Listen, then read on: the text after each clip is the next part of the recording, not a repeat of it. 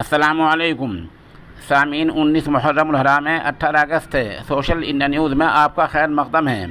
ख़बर का उन्वान है 8 यूट्यूब चैनल बंद।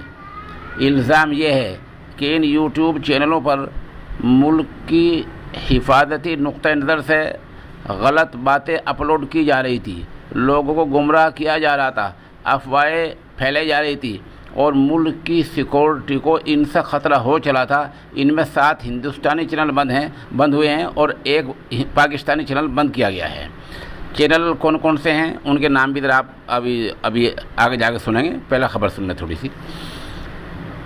वज़ारत इत्तलात व नशरियात से जारी प्रेस नोट के मुताबिक हिंदुस्तान में 8 यूट्यूब चैनल बंद कर दिए गए हैं। जो चैनल बंद हुए हैं उनमें लोकतंत्र TV, UN TV, AM Rizvi, गौरवशाली पवन मिथिलांचल, सिटअप 5TH, सरकारी अपडेट और इसके अलावा सब सरकारी अपडेट और सब कुछ देखो शामिल हैं।